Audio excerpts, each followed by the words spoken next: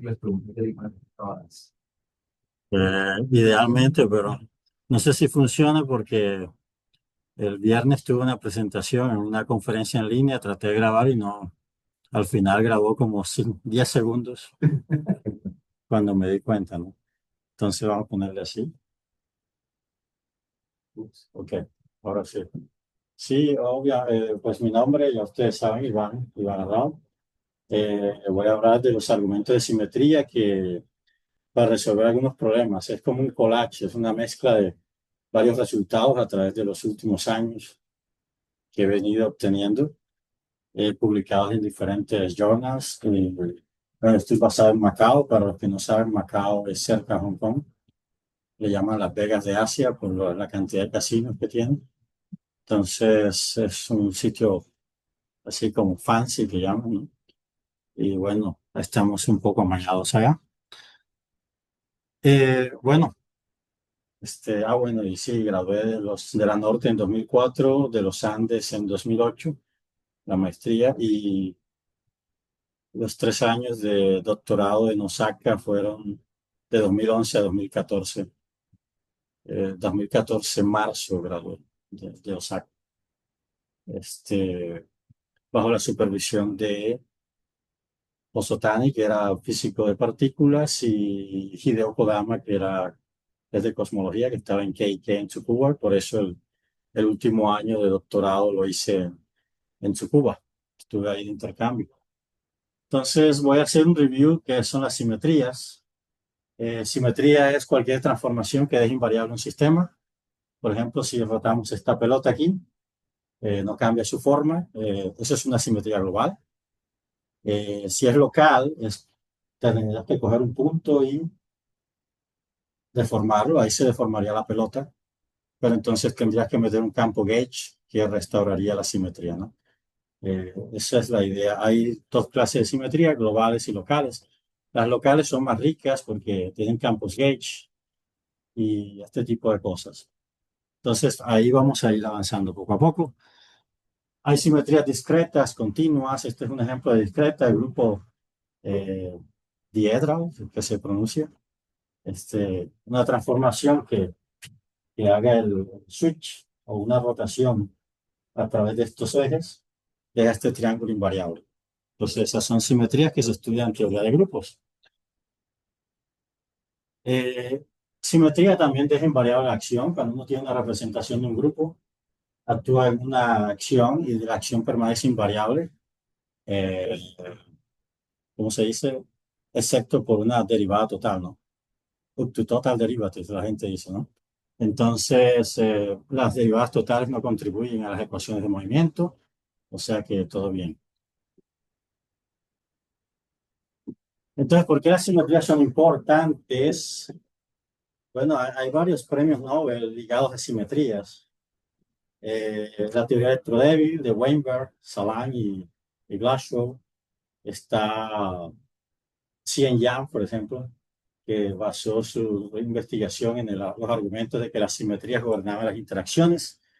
Entonces, obviamente, cuando tú cambias las simetrías del sistema, cambia la manera como se comporta la interacción, ¿cierto? Nos dicen qué cantidades están conservadas. Esto está relacionado, nos dice el comportamiento del sistema. Y cuando son rotas, especialmente el fenómeno de rompimiento espontáneo de simetría, nos dicen algo de los cambios de fase, ¿no? Eh, entonces, eso lo vamos a mencionar a lo largo de la charla, pero obviamente primero voy a empezar con las simetrías de espacio-tiempo, que son las que me ayudaron a confrontar algunos problemas. Primero voy a hablar de la energía oscura. No voy a extender mucho porque el año pasado, creo que fue el año pasado, ¿no? Yo hablé de esto y de la materia oscura, ¿no? Entonces hice una charla extendida de eso. Y no, en esa época este no estaba publicado todavía, ya están publicados dos de estos. La idea es que tenemos un gran problema, es que el universo se expande cada día más rápido, ¿no? El problema de la constante cosmológica le llaman. Las galaxias se alejan unas de otras cada vez más rápido perdemos conexión causal, obviamente, con ciertos puntos del universo. Y el problema teórico es que cuando, voy a avanzar un poquito aquí, este integral que está aquí es la densidad de energía del vacío. Normalmente, cuando uno la calcula de manera estándar, el resultado te da 120 ceros más grande que el experimentado. Es decir, que la energía de vacío, si tú que la energía, un ejemplo, te da 1, entonces 10 a la 120 es la derivación teórica. Uno tiene que sumar sobre todos los modos de vacío, porque, bueno, los que han estudiado teoría cuántica de campos saben, o incluso cuántica ordinaria, el oscilador armónico, la energía, hay una energía de vacío, ¿no? Que tiene el oscilador armónico. Y la teoría cuántica de campos dice que esa energía de vacío, pues, está ahí y cuando uno suma te da un infinito en la teoría cuántica de campos. Ese infinito uno lo quita con la mano porque es una referencia en teoría cuántica de campos, puede y eso. Pero en gravedad la energía es una fuente de gravedad, entonces no se puede despreciar. Entonces los físicos lo que hacen es poner un cutoff, un corte ultravioleta, que es el que aparece acá, de hecho, este de aquí. K máximo es el inverso de la escala de Planck y ese corte te da como la máxima energía de los modos. Cuando sumas todos, te da ese 120 órdenes de magnitud. Entonces yo estaba espiando y quería hacer un cálculo conservador. Hay dos ramas de investigación en esta línea. Una es modificar gravedad, es cambiar la acción de Einstein-Hilbert, pero eso resulta catastrófico porque trae Gauss, inestabilidades y muchas otras cosas, ¿no? Y la otra rama es obviamente proponer cosas que reduzcan el valor de la constante cosmológica. Entonces yo traté de hacer algo conservador, me enfoqué en este cálculo, que es un integral triple, de hecho, en el espacio de momento. Entonces me fui a las asimetrías del espacio de De Sitter, lo escribí en un sistema de coordenadas distintos, que es este, y pues mezclándolo con argumentos cuánticos, que es el principio de incertidumbre, encontré un ángulo máximo para cada módulo. Y este ángulo máximo viene de la conservación del momento angular en la métrica de De Sitter, ¿no? Tienes que imponer eso e integrar el ángulo. Y cuando uno lo mete acá, eso toca meterlo aquí, obviamente cálculo 3, ¿no? De aquí a aquí esto te da un 2, de aquí a acá pues toca, eso baja acá y cancela el cálculo, ¿no? Y al final te da un valor que es el que, como debería escalar, ¿no? Para bajar los 120 órdenes de magnitud. Y eso tiene una interpretación física. El primer paper se publicó en en el Model Physics Letterhead, y repetí el cálculo para el Friedman, Lemaitre, Robertson Walker, porque obviamente la primera era estática, ahora una métrica dinámica. Primero daba cualitativamente exactamente lo mismo, una reducción de los modos ultravioletas. Los modos ultravioletas se cancelaban, los modos infrarrojos contribuían más. Pero como aquí hay una variación de la constante de Hubble, el parámetro de Hubble en el tiempo, entonces el cálculo no es exacto. Un último cálculo que hice era buscar el match, el acuerdo entre que es la Friedman Lemaitre Robertson Walker. Acuérdate que este es homogeneidad de isotropía. Este es el factor de escala que te dice que el universo se expande exponencialmente. Esta es la solución de De Sitter en coordenadas dinámicas. La otra es la solución de De Sitter en coordenadas estáticas. Ambas son la misma, es un cambio de coordenadas. Y la relatividad general es invariable bajo cambios de coordenadas. Porque uno lo que hace es un ANSAC de métrica, asume una simetría y la mete en las ecuaciones de Einstein. Y entonces encuentra la solución. Es más o menos cómo funciona la cosa. ¿En qué tipo de simetrías es que estás asumiendo? No, esta es la estándar, esféricamente simétrica. Esta es simetría esférica, el momento angular se conserva en pero obviamente tienes que imponer el efecto del background, porque obviamente si lo calculas en un espacio-tiempo plano no te va a salir ese ángulo máximo, ¿sí?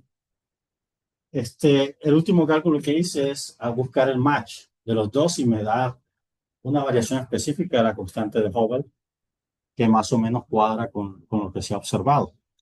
y podría estar relacionado con la Hubble tension, que es uno de los problemas también que andan por ahí. Entonces, la interpretación física es esta. El segundo paper se publicó aquí en European Physical Journal, sí. Es muy bueno, es casi como Physical Review D, del mismo nivel. Es del CERN, de hecho, Open Access, gratis, nadie paga nada. Y la interpretación física es simplemente que los modos, cuando se crean los modos, el vacío tiene energía, ¿no? Crea partícula, antipartícula, se crea y se destruye permanentemente. Viven corto tiempo, uno no los alcanza a ver. Los modos ultravioleta tienen que venir de partículas masivas porque representan una energía muy grande. Y los modos infrarrojos tienen que venir de partículas livianas, de pares livianos. Tienen que vivir más. Entonces, los modos infrarrojos viven más.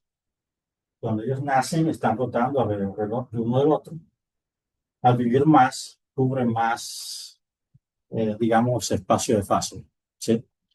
Pero los modos ultravioleta no tienen tiempo suficiente de cubrir el ángulo azimutal, digamos. Entonces, digamos que los modos ultravioletas, cuando se crean, no alcanzan a girar mucho, se destruyen, por eso no contribuyen a este integral. Esa es la interpretación que se le da a este ángulo máximo. Y los modos infrarrojos, al vivir más, contribuyen más. Entonces, esto es como una debilidad de los modos ultravioleta en el hecho de que son amortiguados. Una integral no contribuye y los modos infrarrojos contribuyen más. Eso técnicamente resolvería el problema de la constante cosmológica. Obviamente falta una observación experimental y un experimento adicional que corrobore esto, ¿no? Pero son artículos ya publicados. El tercero viene con el match de Freeman, Lemaitre, Robertson Walker, que es el universo ya dinámico, la variedad expandiéndose. Les pongo así, el Freeman, Lemaitre, Robertson Walker es las galaxias están sentadas en puntos y la variedad se expande. Es como si tú te sentaras ahí y el universo se expande. Tú te estás moviendo. Y la métrica estática es tú estás afuera y estás viendo todo moviéndose. Entonces pero uno transforma un sistema de coordenadas al otro y la teoría de la relatividad general es invariable para ese cambio de diffeomorfismo, que es como se llama el cambio de coordenadas. Sí. ¿Cómo te sale ese rompimiento de simetría de la nada, siendo que queríamos que fuera todo simétrico, esférico y repentinamente ya no es simétrico? No, aquí todo es simétrico. Lo que hago es, Pero tienes un fin máximo, no es simétrico de nada. bueno, cada modo, porque la idea es que, digamos, si hay una cantidad conservada que es esta, entonces esta cantidad depende de la variación del ángulo con respecto al lambda, ¿no? Que es el Sí. tiempo propio y esto. Entonces uno integra a ambos lados, separación de variables, este es conservado, o sea que no cambia. Cuando uno integra este phi, tiene que dar un phi máximo. O sea, debido al hecho de que hay una simetría, cada modo tiene que respetar un ángulo máximo. O sea, no es que la simetría se rompe, no se rompe. De hecho, para que se respete en esa variedad, porque si es un espacio-tiempo plano, el máximo sería 2pi, o sea, de 0 a 2pi ya, en espacio-tiempo plano. Pero cuando uno incluye los efectos del background, que es la métrica, ahí es donde el ángulo máximo para cada modo surge. Y entonces se escala de esta manera, con el inverso de cada al cuadrado, que es lo que hace bueno, el cálculo detallado está en el artículo, pero si estás interesado más adelante, después de la charla, te puedo hacer el cálculo, porque aquí no puedo escribir, Me pero gusta es que tiene un sistema de coordenadas preferencial, mientras que lo anterior no tiene un sistema de coordenadas preferencial. precisamente por eso es que tiene que haber un match entre el Friedman, Lemaitre, Robertson Walker, que es un sistema de coordenadas distinto, homogeneidad e isotropía a escalas cosmológicas, y el match con el sistema estático. Ese match requiere que la constante de Hubble cambie de una manera específica en el tiempo, y estaba verificando que así es como debe cambiar en el tiempo. De hecho, así es como ese cambio, así es como ocurre. De hecho, hay una tensión de Hubble, es que la medición de la constante de Hubble en el universo temprano difiere de la medición actual, y ese también es otro problema que estoy tratando de ligar con esta solución. Entonces, si logra ligar, pues sería bueno. Y obviamente, para probar esto experimentalmente, tendría que haber un experimento que pruebe que, ¿dónde está el dibujo? Aquí, que pruebe que los modos ultravioletas no cubren todo el ángulo, mientras que los modos infrarrojos sí lo pueden cubrir. Si hay un experimento que pueda decir eso en un espacio-tiempo de cita, entonces obviamente esto ya tendría más peso. Por ahora es solo una idea, es una propuesta, pero tiene que tener la fuerza experimental, ¿no? Y ya veremos qué medición cuadra. Lo que viene sí cambiar la simetría, que fue lo de la materia oscura que hablé la vez pasada. Esa métrica tenía un detalle ahí que he venido corrigiendo. Es esta. Ahora, esto es materia oscura, es distinto a energía oscura. Ya olvídense de la energía oscura. Ahora, materia oscura, ¿qué es? Las galaxias giran más rápido de lo que deberían. Pongámoslo así, nuestro sistema solar está aquí y está girando alrededor del centro de la galaxia, que hay un agujero negro inmenso, ¿no? En el centro de la galaxia de Milky Way. Todas las galaxias giran. Para que los objetos mantengan esa condición de equilibrio, tiene que haber un equilibrio entre atracción y repulsión, ¿cierto? Te pongo un ejemplo. La Luna, si gira muy despacio, se cae. Si gira muy rápido, se escapa. Entonces, el hecho de que la Luna esté ahí, girando, quiere decir que hay una condición de equilibrio. Los planetas igual. Las galaxias igual. Pero entonces los científicos fueron capaces de medir la materia visible, que le llamamos bariónica, basados en los cálculos de luminosidad. Y con eso tú puedes predecir cuánto debe ser la velocidad de rotación de una galaxia. Entonces, bueno, debe ser tanto, pero cuando van a observar, la galaxia gira mucho más rápido que eso. Entonces, no traje la curva aquí, creo que no la traje, pero el caso es que entre más lejos estés, tienes que girar más despacio para mantenerte en órbita. Eso es lo que Newton dice, ¿no? Y Newton debería aplicarse en las galaxias, porque es campo débil, es teoría de campo débil. Pero lo que pasa es que entre más lejos estás, la, la velocidad no baja en las galaxias. Entonces se mantiene, esa curva la mostré la vez pasada, se mantiene una curva plana de velocidad. Es como si fuera la velocidad constante, así, una línea. Newton debería decir esto, pero en vez de eso pasa esto. Entonces, la gente, otra vez, dos ramas de la investigación. Una, modificar gravedad. Modificas la acción de Einstein-Hilbert, otra vez. Hay mucha gente haciendo eso. Pero otra vez, tú cuando modificas gravedad, yo hice Modify Gravity, lo mismo. Y me salí de ahí porque ya me di cuenta que por ahí no es. Uno, uno, uno dice, uno, uno resuelve un problema y genera 10. Ya, eso es Modify Gravity. Voy a resolver, salió un ghost, término de energía cinética negativo. Lo resuelvo y me salen 20 problemas. Una solución que era estable explota y así. Por ejemplo, un agujero negro esféricamente simétrico se sabe que es estable, te puede dar inestable en una modificación de gravedad.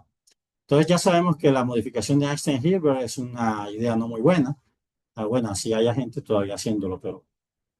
Y la otra rama es, la gente dice, es materia oscura, debe haber una materia ahí que yo no veo, es invisible, no interactúa con nada excepto vía gravedad, y yo la pongo con la mano. Y eso se le llama materia oscura. Y es problema de los físicos de partículas encontrarla.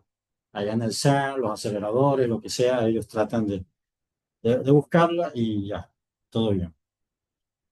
Entonces, yo adopté ¿cómo se dice? Un punto de vista conservador. Conservador. La teoría de Einstein es correcta. Einstein no ha fallado todavía a nivel clásico, excepto, bueno, que el universo se expande aceleradamente, pero si hay constante cosmológica, ¿no? Y entonces quería ver si manteniendo las ecuaciones de Einstein podríamos encontrar una solución que resolviera ese problema. Y sí las hay. De hecho, las métricas, la familia de métricas, yo introduje la familia de métricas de esta forma, que mantiene esta forma así, pero acá en vez de escalar r cuadrado y omega cuadrado, es un parámetro zeta para mantener la consistencia de las unidades, r. Y esto garantiza que la velocidad tangencial es conservada. O sea, el momento angular de esta métrica es la velocidad tangencial. Y eso te da la curva plana de velocidades. Entonces, cuando uno mete esto en las ecuaciones de Einstein y la pone igual a cero, obtienes una métrica de esta forma. Esta es la métrica, hay un potencial de esta forma, y cuando uno haya las condiciones de equilibrio de ese potencial, es consistente con la escala de materia oscura. Nosotros sabemos de Modified Newtonian Dynamics que la materia oscura ocurre en estas escalas, que es el promedio geométrico del radio gravitacional. No se le puede llamar de Schwarzschild porque no es un agujero negro. Gravitacional y el radio lambda, que es el inverso de una aceleración coincidencialmente relacionado con la escala de constante cosmológica, que nadie entiende por qué. Y esta es la Tolley-Fisher Law, la ley de Tolley-Fisher que sale en las galaxias. La velocidad a la 4 es 4 gm a 0. Y esto se obtuvo con esta condición sobre el potencial. Derivada del potencial en R igual a 0, resuelves para R y te dan esas condiciones. Entonces, ese es otro problema que yo tengo, no las puse aquí, aquí están. Hay dos publicaciones aquí. Europhysics Letter, este fue un editor choice, pero esa solución tiene un error. Y que después lo corregí. Y después lo publiqué acá en Physics Letters A. Y bueno, el tercero está en proceso de evaluación, que es con esta métrica. Y no es suficiente probar que que obedece las curvas de velocidad. O sea, desde mi punto de vista, Einstein está bien, solo que hay soluciones de vacío que no consideramos antes y son estas. Le pedí a un estudiante por allá que probara, que verificara doblemente que era de vacío y ya lo verificaron. O sea, esta sí es la solución de vacío. Pero falta verificar lensing y falta verificar otras cosas. Es decir, lensing es que aparte de las curvas de velocidad, las galaxias, al tener aparentemente más masa, curvan la luz más agudamente. Es decir, en vez de hacer así, la luz se curva más. Y eso se llama gravitational lensing, que es como miden el Dark Energy Survey, los experimentos de la NASA y toda esta gente que está envuelta en eso, miden de esa manera. O con los anillos de Einstein, que si una fuente está detrás, la luz viene así, hay una fuente aquí, entonces la luz hace así y crea un anillo, ¿no? Que ya se han observado los anillos de Einstein. Entonces, esa es otra evidencia de materia oscura. La gente que apoya la materia oscura dice, bueno, no hay manera de que una modificación de gravedad reproduzca eso, pero eso es lo que faltaría acá, más otras cosas como el CMB, o sea, hay varias observaciones que hay que encuadrarse. Iván, cuando dice que ya se probó que es una solución de vacío, es que resuelve la ecuación de Einstein con el vacío. Sí, sí, claro, porque lo que yo hice fue meter este O ANSAC. sea, en ese sentido que dice que están siendo conservadores. Exacto. Sí, siguen siendo las mismas y cada vez que sale una solución de vacío de Einstein hay que tomarla en serio, porque Einstein ha funcionado hasta ahora, ¿no? Y esta es de vacío. Entonces, sí, algo que no saben, incluso los referees, porque por eso uno pelea con los referees a veces, ¿no? Cuando envía. Los referees a veces no saben, por ejemplo, vamos al de Sitter, espacio-tiempo de Sitter. Uno hace un ANSAC de métrica, esa no es de vacío, hay un lambda, uno la mete en las ecuaciones de Einstein y deriva la de Sitter en estático. Pero si asumes otra simetría como la de Friedman, Lemaitre, Robertson, Walker, y vuelves a meter en las mismas ecuaciones de Einstein, lo que deriva es el factor de escala A, que es la exponencial de HT. Y son la misma solución, pero hay referees que no saben eso. Porque cada vez que pongo la solución estática, el refería, pero el universo es homogéneo y isotrópico. Pero, sí, es homogéneo y isotrópico, pero esa es la solución estática. Y ya cuando uno transforma de coordenadas al Friedman, Lemaitre, Robertson, Walker, se ve explícitamente que el universo es homogéneo e isotrópico. Entonces no hay violación de homogeneidad e isotropía en ese caso. Esto es materia oscura. Yo creo que los efectos, en conclusión aquí, para mí no hay materia oscura. simplemente hay una solución de vacío diferente que no estábamos considerando. Y faltaría, obviamente, ver que esto reproduce lensing, pero se ve prometedor porque mira el potencial como escala. Este eta cuadrado es relacionado a la velocidad tangencial cuadrada. O sea, entre más rápido y de la cosa, más atractivo es el cuento, porque este C es negativo, de hecho. Estos C1 son negativos, etcétera. Entonces, ahí luce prometedor, pero obviamente faltan unos test que... ¿Qué pasa? ¿Y quién es alfa y quién es beta en tu ansatz? estas son funciones radiales. Uno Pero cuando las... deberían ser bien específicas.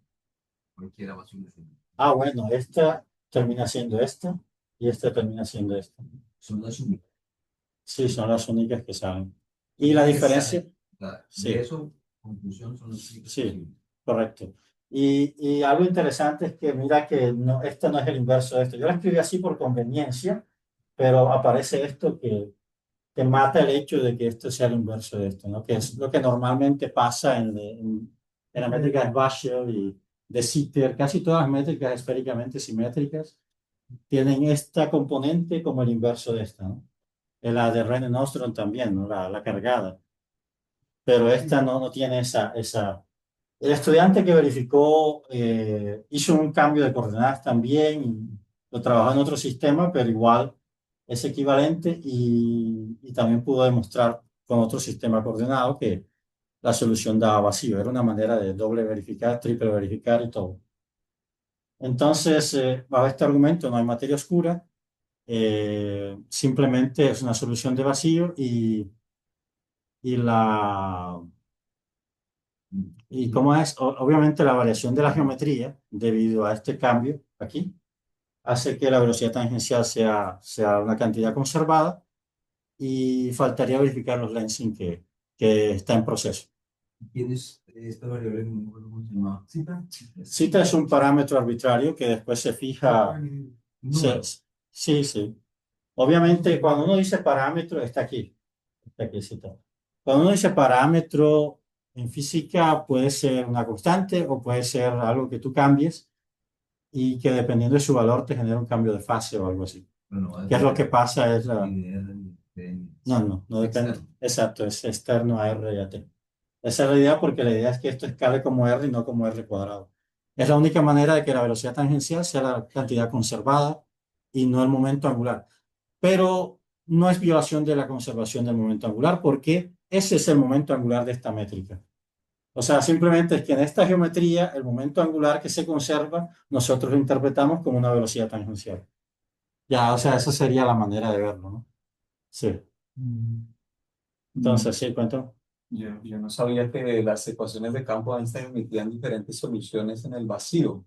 Sí, sí, lo que pasa es que cuando es esféricamente simétrico, hay un teorema que dice que solo hay una solución, ¿no? Pero esta simetría es distinta, entonces ya cambié el R cuadrado aquí, entonces ahí tiene que cambiar todo. Es más, si yo mantengo los mismos desbaches aquí, no me da vacío. El solo hecho de que yo cambie esto me viola la condición de vacío inmediatamente, me salen unos términos ahí a la derecha, que la primera vez yo lo hice así. Y cuando fui a una charla, hice una charla ya por allá en China y en otros lados, y la gente me preguntaba, ¿y esa solución es de vacío? Y yo, ajá. Entonces después empecé a verificar y había que hacer unos cambios ahí. Pero igual dio hasta mejor, porque al, al imponer el vacío, de hecho, el efecto de lensing es más fuerte ahora.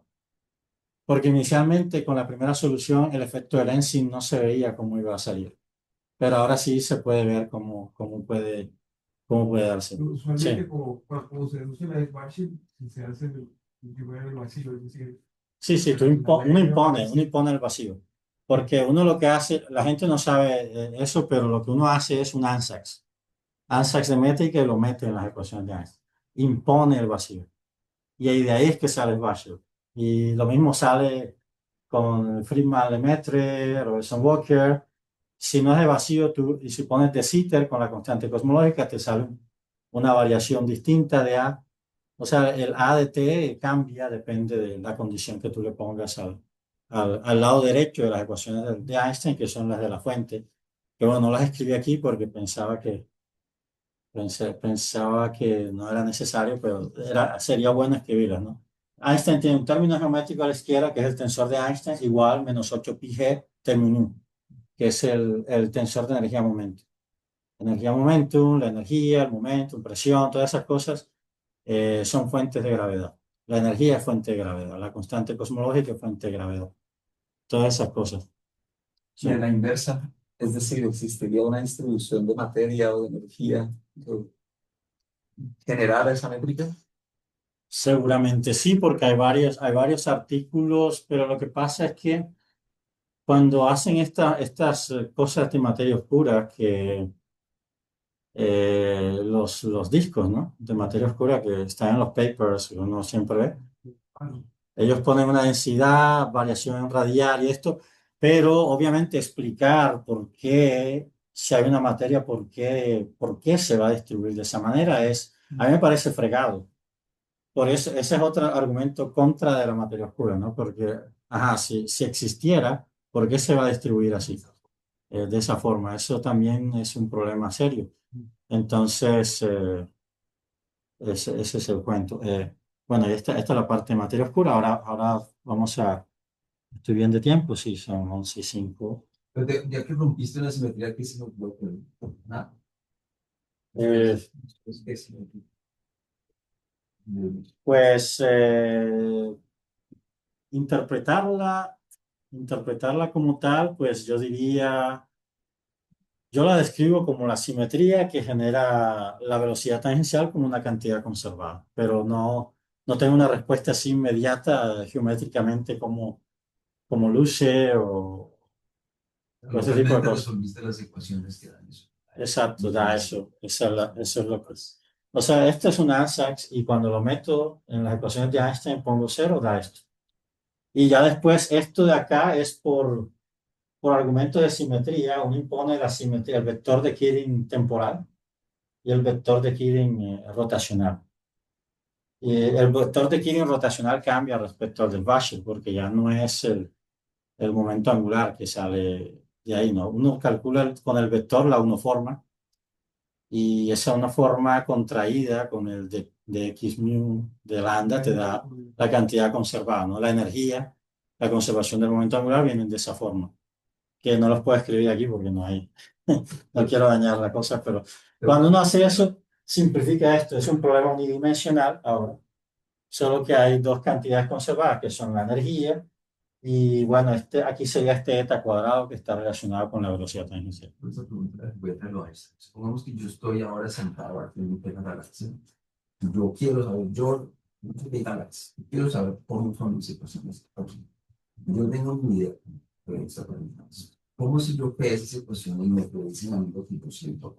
Si no fue para mí, yo pensé que estaba presentado la opinión. Si yo solo siento lo normal, no siento. De una forma que eso me dice a mí, yo siento lo extraño. Lo del Schwarz, de la cintura normal. ¿Te refieres, bueno, en la galaxia no sientes lo normal, no sientes porque hay un efecto extra, ¿no? Sí, En yo la siento el galaxia. sol. Pero la idea es que si uno va a escalas de galaxia, tú dices cómo se recupera la simetría esférica normal. Pues, ¿cómo recupero yo lo que yo siento a nivel macroscópico? Debe ser localmente plano, entonces. ¿Sí? Bueno, eso es algo que toca estudiar porque obviamente es como decir, por ejemplo, esta mesa, yo vengo a esta mesa y me hago pequeñito y me meto aquí, ya no siento que haya una simetría translacional, ¿no? Ya las simetrías cambian, o sea, las simetrías cambian con las escalas. Eso no es una novedad, pero obviamente es una novedad aquí, sería una novedad acá. Si yo miro la aproximación lineal o lo que sea en R, sí detecto lo que sea alrededor local de R clásico, veo que son globales que están sucediendo. Pero tengo que poder detectarlo lo local chiquito y no estas cosas Sí, como al grandes. sistema solar, te refieres. Sí, como exacto, lo cercano, lo que Sí, tú lo dices, cercano. cercano Bueno, en el universo de la galaxia. bueno, eso toca estudiarlo más en detalle, no lo he estudiado, pero la idea sería que la simetría ordinaria se recupera allí. Claro, cuando Sería- mandas algo acá global, lo Sí, se debería recuperar, sí. Esa es otra cosa que hay que probar, obviamente, pero sí, sí entiendo tu pregunta, es muy buena. No, no, una buena pregunta porque... Nosotros tenemos otros clientes. Sí, sí, Oye, sí, porque, pero obviamente es una pregunta difícil porque es como te digo, como explicar por qué si yo tengo un átomo y estoy afuera, veo una simetría, ¿no? Pero si me acerco, veo otra. Y así pasa incluso con un objeto esférico. Si yo me aproximo, voy a empezar a ver rugosidades, o sea, va a pasar algo, ¿no? Entonces, eso es un poco complicado, pero se puede investigar. Es un objeto. Las coordenadas Mm. observador. Sí, exacto. Entonces, ahora vamos que es algo más de materia condensada, que creo que es lo que hace algunos aquí, que es el rompimiento espontáneo de simetría, generalmente de simetrías internas, no relacionadas al espacio-tiempo. La idea del rompimiento espontáneo de simetría es que un sistema está inicialmente sentado aquí, en el centro, con un potencial en equilibrio, y cuando yo cambio los parámetros externos pueden ser cualquier cosa, eh, en el caso del ferromagnetismo, temperatura y campo magnético. Si yo descrezco la temperatura, hay una transición de fase. Entonces llega un punto en que esto que era estable se vuelve inestable ahora. Es un equilibrio inestable. Y la estabilidad está en una multiplicidad de vacíos que tienen toda la misma energía. Entonces cualquier estornudo, cualquier perturbación te envía a un nuevo vacío. ¿Y cuál vacío se elige? Depende de la dirección de la perturbación. O sea, si la perturbación te dice coge para acá, tú vas a quedar. La perturbación externa te dice coge para acá, te vas a ir para allá. Entonces, algo análogo es si yo elevo la temperatura de este cuarto es un parámetro externo, subo a 40, ¿qué va a pasar? La gente se va a ir. Entonces, eso es un fenómeno colectivo y también es consecuencia de este mecanismo de rompimiento espontáneo de simetría.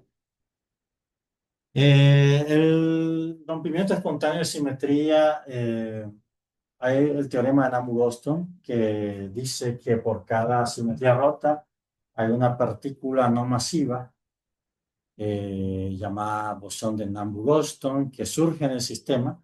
Esos bosones de Namu-Boston se mueven alrededor del sombrero mexicano, no tienen masa, son infrarrojos, se mueven así.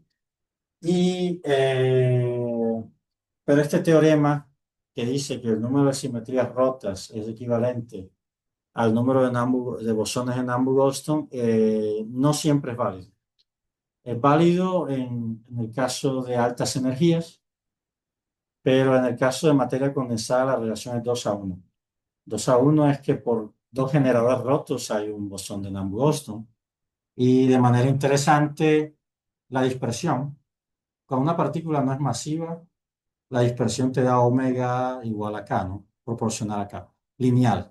Pero en esos casos, cuando la relación es 2 a 1, la dispersión es cuadrática. Omega es proporcional a k cuadrado. Ese es un problema que voy a mencionar en un momento, pero antes de hacer eso, volvamos al ejemplo. Este es ferromagnetismo. Inicialmente los magnetos están aleatoriamente distribuidos, apuntan a cualquier lado. La magnetización total es cero. Es cero. Ese es el parámetro de orden, la magnetización total. Es cero antes del cambio de fase. Entonces, digamos que yo decrezco la temperatura de este sistema y tengo un campo magnético externo que es el otro parámetro. Asume que lo tienes pequeñito ahí. Llega a una temperatura crítica debajo de la cual todos los magnetos tienden a alinearse en la misma dirección. Como cuando la gente empieza a votar por el mismo candidato. Elecciones, por fenómeno colectivo. La misma cosa. Entonces, la perturbación, que es el campo magnético externo, te dice la dirección en la que si yo lo hubiese puesto el campo magnético en otra dirección, te apuntaría en otra dirección. O sea, la dirección es definida por la perturbación externa. Y eso te define cuál será el vacío que se elige. Una vez que se elige el vacío, la simetría es rota por el vacío, pero no por las ecuaciones de movimiento. O sea, por eso se llama rompimiento espontáneo de simetría. Quiere decir que mi lagrangiano y mis ecuaciones de movimiento que derivo de las Euler-Lagrange todavía obedecen las simetrías, todas.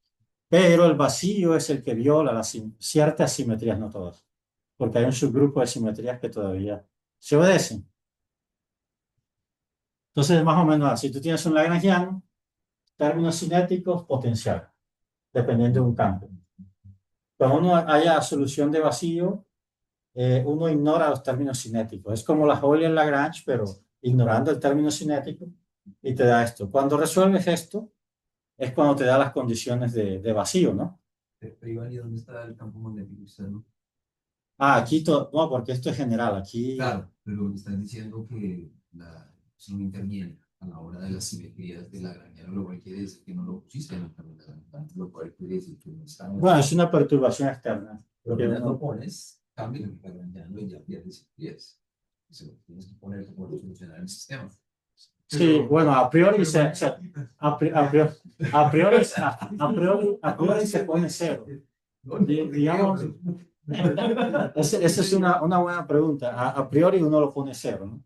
Pero ya después, cuando encuentras las soluciones, tú te das cuenta, bueno, esta me da cero y esta no me da cero. Pero te da una multiplicidad de vacíos. ¿Cuál eliges? No se sabe. Puedes elegir cualquiera. Entonces, para poder elegir uno, necesitas un estornudo de algún lado. Y generalmente ese estornudo viene Es una perturbación. de una perturbación Indefinidamente pequeña. bastante pequeñita, sí. No Entonces, es curioso en el tiempo, que uno diga que satisface las simetrías, pero perturbo y obviamente perturbarlo no satisface las simetrías. sí, exacto. Incluso después de romper, vamos a poner el sombrero mexicano aquí. Es la misma función solo. Cuando se forma el sombrero mexicano, todavía el vacío satisface la simetría, porque tú estás aquí. Y de hecho, los parámetros de orden pueden cambiar. El valor puede cambiar dependiendo de qué vacío eliges. Y de hecho, si sumas todos los parámetros de orden posibles, te van a dar cero. O sea, si yo sumo todas las posibles magnetizaciones que se pueden, porque se cancelan diametralmente, ¿no? Lo que está aquí se cancela acá, lo que está aquí se cancela acá. Ese es un truco que se puede usar para resolver otros problemas después, ¿no? Pero, y aquí también, obviamente, si apunto aquí y yo asumo todas las posibles direcciones y sumo todas, me va a dar cero. Entonces, digamos que todavía cuando el potencial está con esa multiplicidad de vacíos, todavía el vacío obedece la simetría, solo que el estornudo le dice, coge este y ya. Y entonces una vez que elige el vacío, ya se rompe todo, pero a nivel de vacío, no a nivel de las ecuaciones o de Lagrange.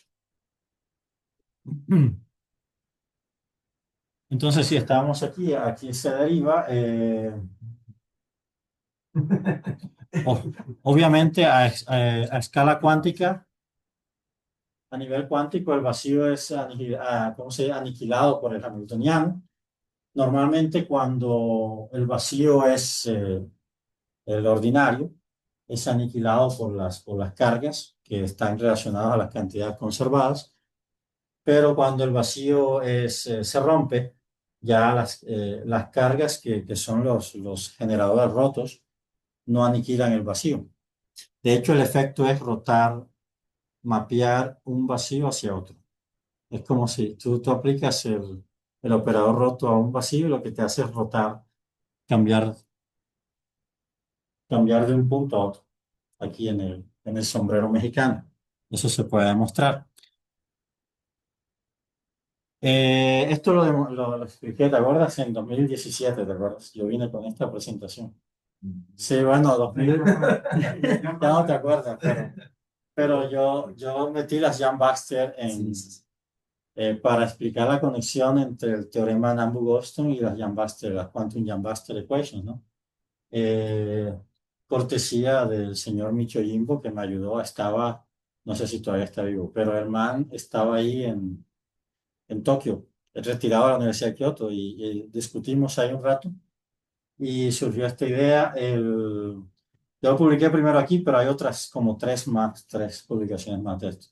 La idea es que hay una formulación triangular que cuadra con el rompimiento de simetría y resuelve los problemas de dispersión y de conteo, que eran los que los estudió primero Hitoshi Murayama, que está en Berkeley, que era el director de la IPM en Tokio, y ya cambió porque el man se fue allá. Y su estudiante, que ahora es profesor de la Universidad de Tokio. La idea es que, lo que había dicho, el parámetro de orden, si uno suma todas las posibilidades, te da cero. Esto es un resultado clave. Se puede ver aquí, si lo sumo sobre todos los posibles vacíos, me recupero lo original. Va a ser importante en radiación de Hawking, luego, después voy a explicar por qué. Esta es la vista superior de esto. Si yo estoy arriba, lo que veo es esto. Estos son los vacíos. Entonces, la formulación triangular era esta. Yo ponía un bosón de Nambu-Goldstein aquí, otro bosón, y la tercera partícula que cerraba la línea era un vacío degenerado, ¿no? Una partícula ficticia de cero momentum, cero energía. Y obviamente estas tres líneas son casi paralelas porque los bosones de Nambu-Goldstein son gapless, la energía tiende a cero, el momentum tiende a cero, ¿ya? Entonces, la pendiente de esto, cortesía de Edward Witten, que fue el que escribió estas cosas, la pendiente mide el momentum de esta parte. Entonces, es una representación gráfica. Esto es Jan Baxter, solo intercambiar los lados, manteniendo la pendiente. Esta línea es esta misma, esta línea es esta misma, y esta se mantiene igual. Y este es el intercambio de partículas, cuando uno intercambia n y n'. Y esto corresponde a este doble conmutador de aquí. Y esto es el vacío, el vacuum expectation value, el valor esperado del vacío, ¿no? Del parámetro de orden. Parámetro de orden. Lo que pasa es que el parámetro de orden se puede escribir conmutador del el campo de Nambu-Goldstein, conmutado, generador roto. Pero si uno asume álgebra de Lie, esto puede ser un doble conmutador aquí. Cuando uno distribuye este doble conmutador, cada término corresponde a un triángulo. Cada término. Entonces uno puede factorizar estos dos términos, se pueden factorizar estos dos. Y da la casualidad que cuando n es igual a n', puedo factorizar todos. Y las fases que surgen, el momento escala al orden más bajo cuadrático. Y la energía escala lineal. O sea, eso es una dispersión cuadrática. Y cuando son diferentes, n y n' son diferentes, nada más puedo factorizar estos dos, no puedo factorizar todo. Y las fases me dan el momentum va a cero lineal y la energía va a cero lineal. Entonces eso resuelve el problema de dispersión. O sea que hay una correspondencia entre las Quantum Yang-Baxter Equations y el teorema de Nambu-Goldstein, que bueno, yo creo que debería recibir más crédito, todavía no lo ha recibido. Pero no, hay algunas citas por ahí, pero igual. Estas son las otras publicaciones de este tipo. Entonces, desde el punto de vista de teoría de grupos, el problema era este. Tú tenías un grupo, el vacío, no era invariable bajo ciertos miembros de este grupo, pero es invariable todavía bajo un subgrupo. Entonces, tú tienes un coset y las dimensiones del coset te daban el número de generadores rotos, el número de simetrías rotas, pero esto no es completamente válido. Los que hacen materia condensada saben que hay una relación 2 a 1, que especialmente porque los hamiltonianos a nivel de materia condensada violan simetría Lorentz, digamos. O sea, no son, que no es un crimen. En ese medio no es un crimen. No es nada criminal eso. Porque igual, exacto. Entonces, en esos casos, la dispersión da cuadrática y los números de Nambu-Goldstein, perdón, el número de bosones en Nambu-Goldstein no cuadra con el número de simetrías rotas. La relación es 2 a 1. O sea, hay más simetrías rotas que bosones de Nambu.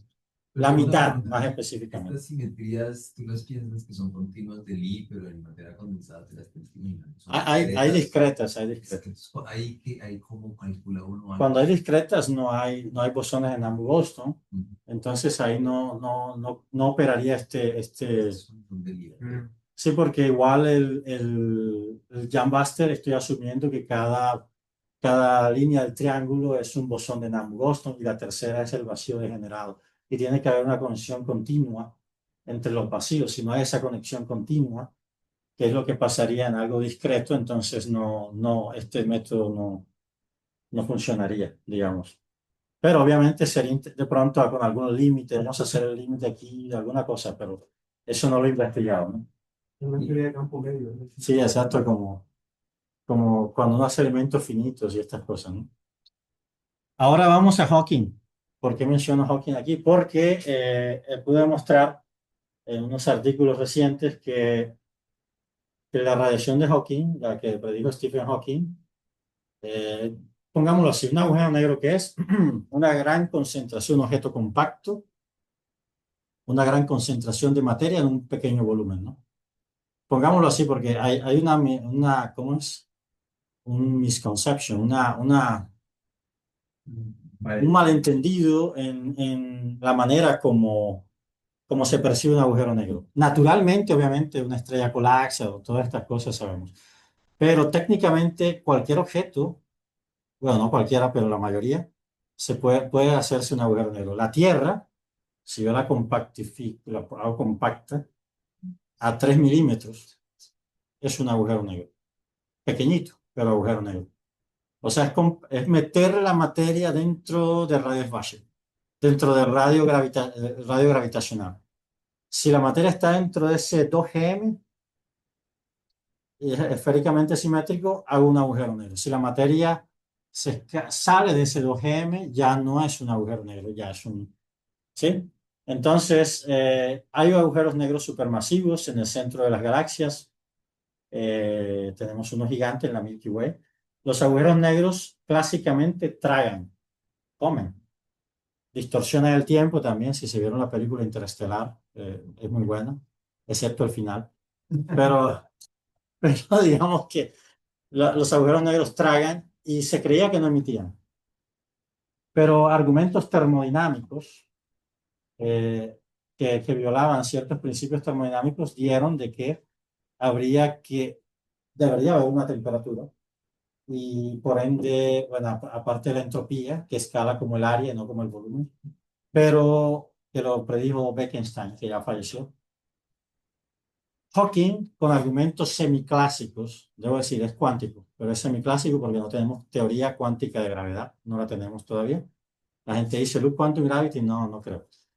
Strings, mamajú, so, mama. O sea, más o menos, ¿no? Todavía es muy prematuro decir, pero Hawking utilizó un argumento semiclásico, un background clásico, el agujero negro clásico. Vamos a ponerlo aquí. Antes de volver al slide previo, este es el diagrama de Penrose de un agujero negro. Hawking lo que hizo fue comparar dos vacíos. Un vacío antes de la formación del agujero negro y el vacío después de la formación del agujero negro. Antes de la formación del agujero negro, el espacio-tiempo es plano, no hay partículas, nada. Después de la formación del agujero negro, hay otro vacío distinto al original, pero si yo mido con respecto al vacío original, detecto partículas. Eso fue lo que hizo Hawking. Y eso se hace de esta manera. Tú tienes unos modos en los que expandes. Esto es antes de la formación del agujero negro. Esto es B. Esto es después de la formación. Estos son los modos que escapan, estos son los que entran.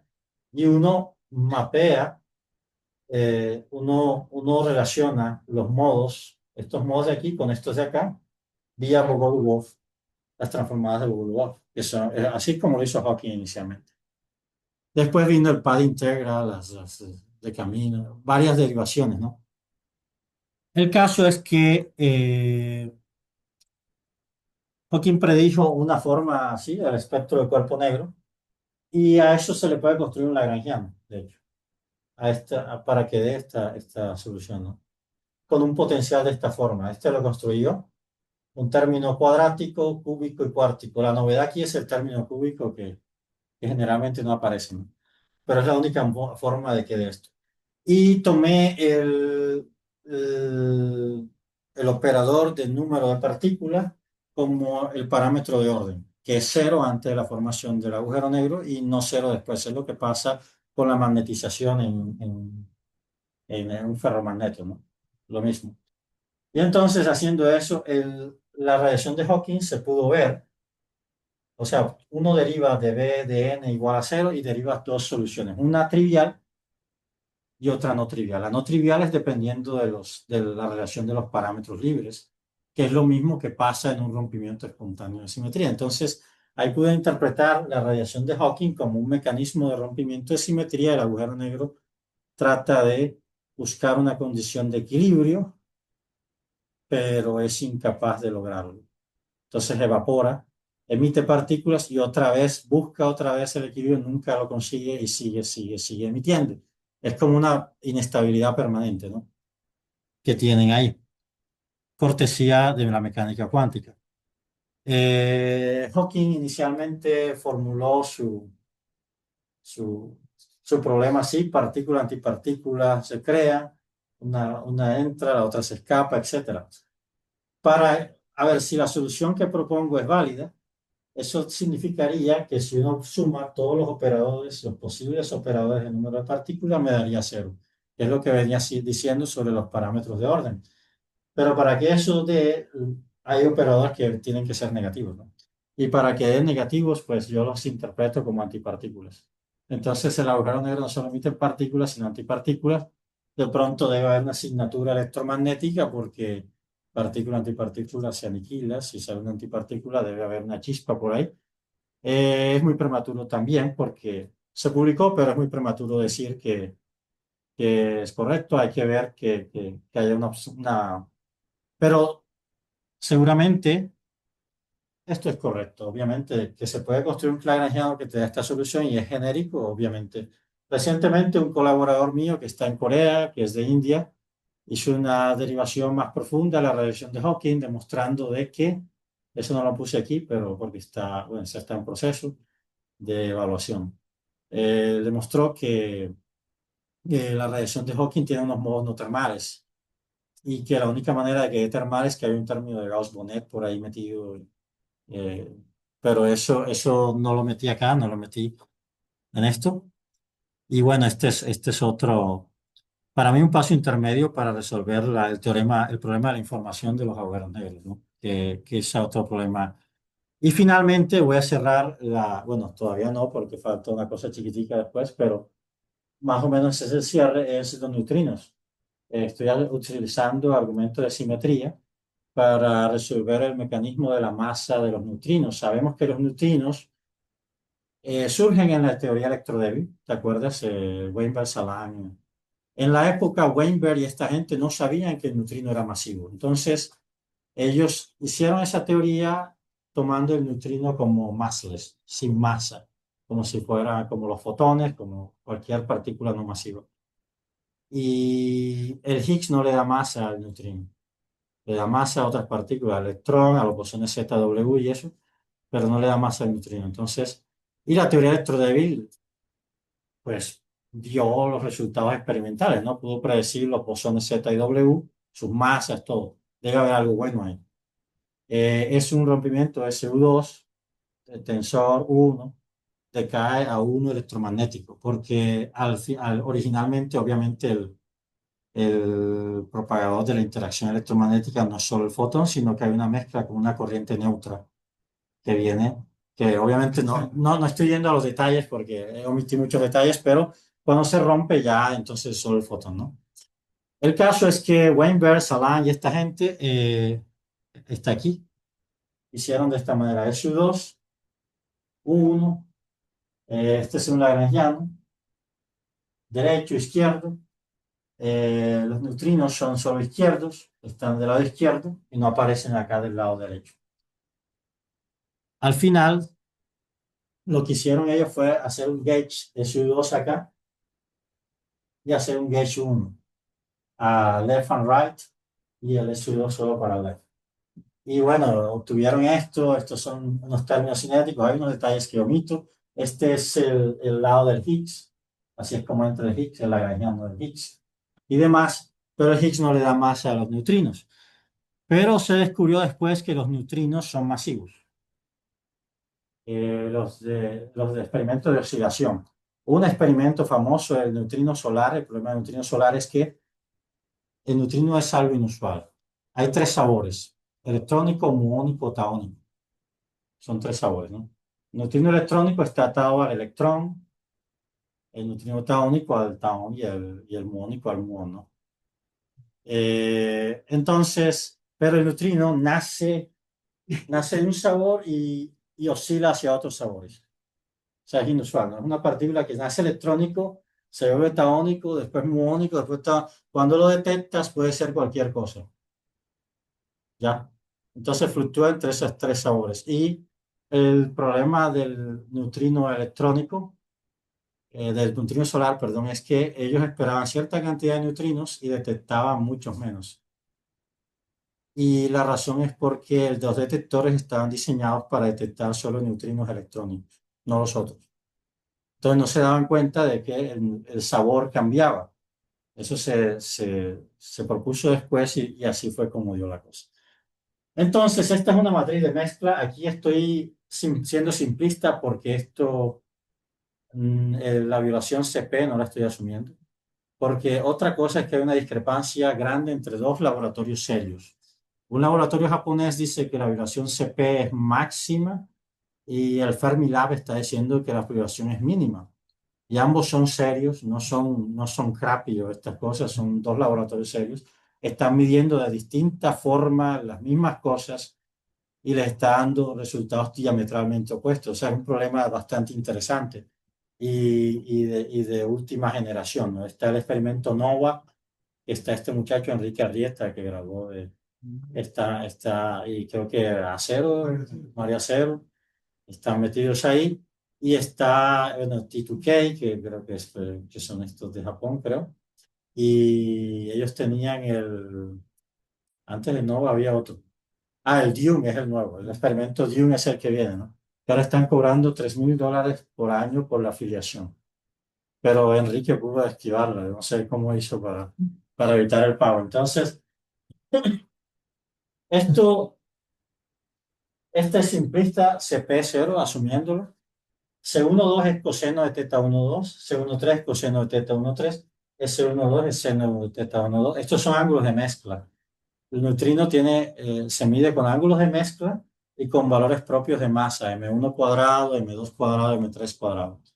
Pero los experimentos no te pueden medir M1 ni M2, M3, sino diferencias, M3 cuadrado menos M2 cuadrado, M2 cuadrado menos M1 cuadrado. Y hay dos posibilidades: M3 es mucho mayor que M2, M1, M2, M1 es muy cercano, o M2, M1 es mucho mayor que M3. O sea, esas son las dos posibilidades. Yo hice una aproximación de simetría geométrica y eso da que la jerarquía debe ser normal. La interpretación que le doy es que hay tres vacíos. En un vacío el neutrino se siente electrónico, en otro vacío el neutrino se siente muónico y en el otro taónico.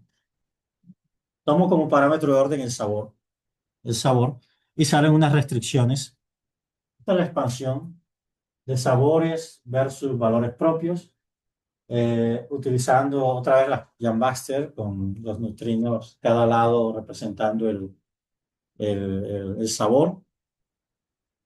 Puedo hacer esto y eso me dice que esto no es una matriz de rotación propiamente dicha, porque de lo contrario su determinante no sería 1, daría 0, ¿no? Porque hay una restricción entre. El caso es que encuentro unas restricciones entre ángulos y eso, y más o menos ha cuadrado con las observaciones. O sea, hay unas pequeñas discrepancias, algunos grados hay dos preprints por ahí corriendo, uno con Enrique, otro que hice solo. Está en proceso de evaluación.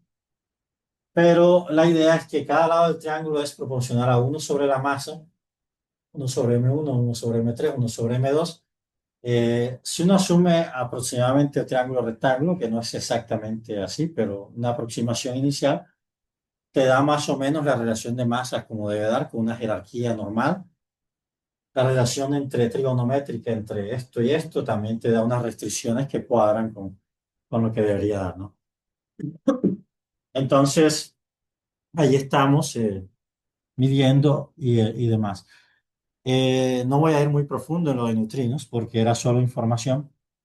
lo último es que voy a decir es que las simetrías, y esto no me lo van a creer muchos, pero es cierto, las simetrías nos ayudan a analizar la bolsa de valores, de hecho. Las opciones, el mercado de opciones, o sea, hay dos ecuaciones. Hay algo que se llama finanzas cuánticas, quantum finance, y hay dos ecuaciones famosas, la Merton-Garman y la Black-Scholes. Black-Scholes fue un premio Nobel de Economía hace muchos años.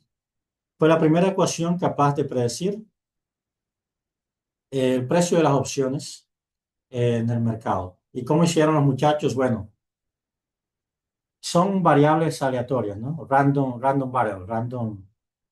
Entonces tú coges una variable, es aleatoria. Su derivada también es aleatoria. Entonces, esa variable y su derivada, sus fluctuaciones deben estar correlacionadas. Si yo creo un objeto, un portafolio donde meto el objeto y su derivada, puedo cancelar las fluctuaciones. Eso fue lo que hizo Black-Scholes. Y así crear un portafolio de esa manera y crear una ecuación de Black-Scholes. ¿Cuál es el problema de Black-Scholes? Que la volatilidad es un parámetro que se tiene que estimar. O sea, se tiene que estimar. Tú tienes inversionistas, los inversionistas, ellos van al valor histórico de la volatilidad y lo comparan con un valor que ellos estiman. Y obviamente el precio de la opción crece con la volatilidad porque hay más riesgo. Entonces, ellos hacen eso y así es como dicen, bueno, invierto o no invierto. Pero entonces vinieron otros tipos, añadieron al Black-Scholes, Merton Garman, que toman la volatilidad como una variable aleatoria. Y algo interesante que encontré y esto es para terminar, algo interesante que encontré es que el Black-Scholes y el Merton Garman son localmente equivalentes. ¿Qué quiere decir eso? Que si una cosa, esta es la Hamiltoniana Black-Scholes, míralo, esta es la interest rate, esta es la volatilidad. Se puede escribir de esa manera. Si uno impone simetría local, o sea, si uno hace una transformación local de esta manera que no tiene i, no es unitario, ¿eh? Porque estos son random, operadores aleatorios, random. Aquí no hay hermeticidad, nada de eso, porque es finanzas. Pero si uno mete una transformación local aquí, obviamente esto no es simétrico. Para que sea simétrico, adivina qué hay que meter. La volatilidad como una variable aleatoria. Es decir, que uno, bajo principio Gauge, impuesto en la ecuación de Black-Scholes, obtiene la Merton-Garman. Pero esos tipos que hicieron esas ecuaciones no sabían el principio Gauge. Pero lo hicieron correcto, ¿no? Lo hicieron bien porque cuadra. Entonces ese fue otro resultado. O sea que las simetrías, el principio Gauge no es exclusivo. No es exclusivo de, de la física, sino que también aplica a otras áreas que aparentemente están, bueno, en cierta manera esto es física. Entonces quiero cerrar con esto, que la conclusión es que el origen de la masa del neutrino viene de ese aumento de simetría.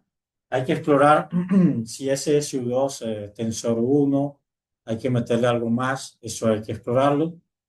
Las relaciones Yang-Baxter tienen una correspondencia con el teorema de Nambu-Boston, eso se demostró, creo que fue la primera charla que di acá hace varios años, pero ha venido a resucitar, digo, he resucitado el resultado con otras cosas. La paradoja de la información de agujeros negros se puede atacar con mecanismos de rompimiento espontáneo de simetría, formulando un lagrangiano que te dé la radiación de Hawking y analizando el potencial y las condiciones de vacío. La constante cosmológica que se observa se hace pequeña vía argumentos de simetría, una simetría que suprime los modos ultravioleta y apoya los modos infrarrojos. Los efectos que se atribuyen a la materia oscura vienen de desviaciones de la simetría esférica a escalas de galaxia y los argumentos de simetría ayudan en otras áreas también, no solo que es lo que, por eso es que hay gente que hay físicos que hacen complex systems, como un amigo que está en la Nacional ahora, profesor Alejandro Pérez, que grabó en Los Andes también. profesor de la Nacional, le hace Complex Systems y se mete en esas cosas prácticas. O sea, lo que trato de decirle a los que estudian es que la física puede atacar muchas cosas, no solo cosas fundamentales, sino cosas que aparentemente son prácticas, ¿no? Y bueno, esa es la charla de hoy. Fue un collage más o menos de los resultados que se han venido obteniendo sin ir profundamente en una sola dirección. Y ya, eso es todo. Y,